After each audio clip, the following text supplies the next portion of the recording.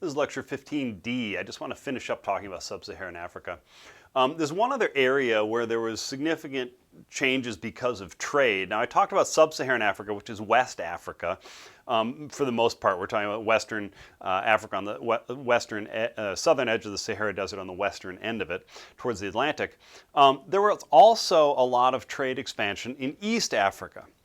And here, what's happening is that beginning in the 800s and 900s, you began to see Muslim merchants begin to land in East Africa, modern-day Somalia, and then farther south into, etc. And what you began to see is Muslim settlements here, that as Muslim merchants began to follow the monsoon trade winds, remember these regular trade winds that go up north and south along the coast of Africa, they found that they could use ships to do very lucrative trade up and down the coast of Africa. And it's many of the same types of goods that we see being traded across the Sahara Desert. It's gold, it's slaves, it's ostrich feathers, etc. And in return, the Muslims are bringing spices from India or China.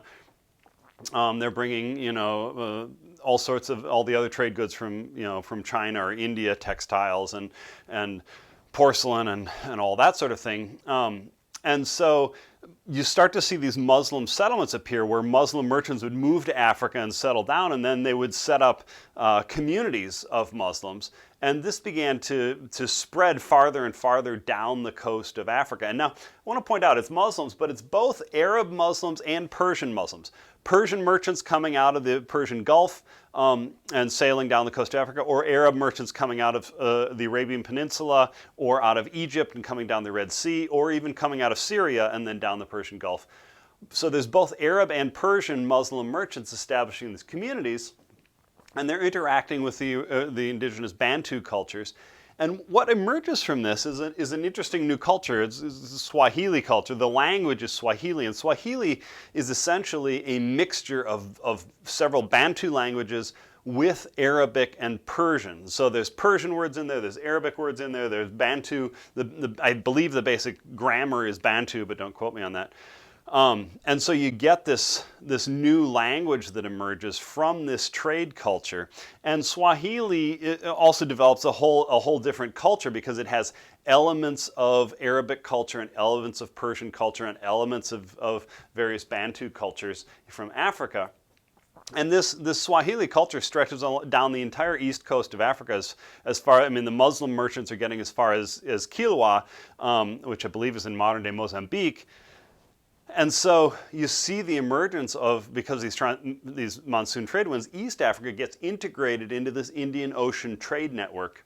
And as a result, you see the sort of cultural influences of Muslim cultures, both Persian and Arabic, begin to appear in East Africa, and it produces this distinctive Swahili culture.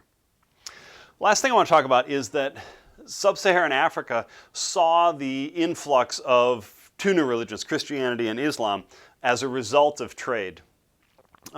First, just as to remind you, because I talked about it a while ago, the original Bantu cultures had a version of African animism, which is a religion that basically says there are sort of spirits and gods in all sorts of things and places, and that you can appeal to these. Now, there's one supreme deity, a creator god, but the creator god is distant, and you don't really pray to him or ask him for anything.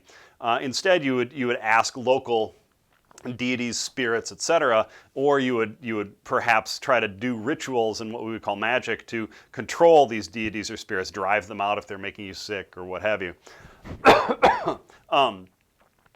But beginning in the 100s, you began to see Christianity making its way into Africa, tentatively into East Africa, right at the bottom of the Red Sea. So basically, Christianity begins to spread into Egypt, and then it begins to spread south, right?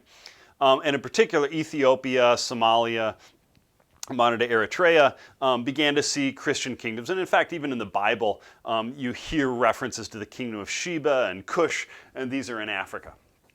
Right? And so Christianity gets established in the 100s in East Africa, Northeast Africa, but it gets driven out later, or not driven out entirely, but it gets limited in its spread because in the 700s, Islam shows up. And Islam shows up in several different ways. Obviously, I just mentioned that Muslim merchants coming in from Persia and Arabia are bringing, creating Muslim settlements up and down the east coast of Africa, and so Islam begins to spread that way amongst East Africans. But also Islam shows up in the trans-Saharan trade, because these Arab merchants coming across the Sahara Desert also introduce Islam into sub-Saharan Africa, and so you see sub-Saharan Africa, like the African Sahel, begins to adopt Islam, especially, as I said, the Kingdom of Mali was Muslim, the Songhai Kingdom was Muslim, but you also see these eastern kingdoms and settlements and small kingdoms and cities along the east coast of Africa that are part of this big monsoon trade network also begin to adopt Islam. Just as a reference, there's a lot. Africa today has a huge Muslim population. It also has a huge Christian population. The Christian population today is more the result of 19th and 20th century European and American missionaries than it is of. This form of Christianity does survive, and we have some fantastic churches in East Africa from the early 100s and the 200s. But the majority of the Christians in Africa today are Christian because of missionary activity later. But Islam has had a sort of a permanent, significant presence in sub-Saharan Africa since the 700s and 800s.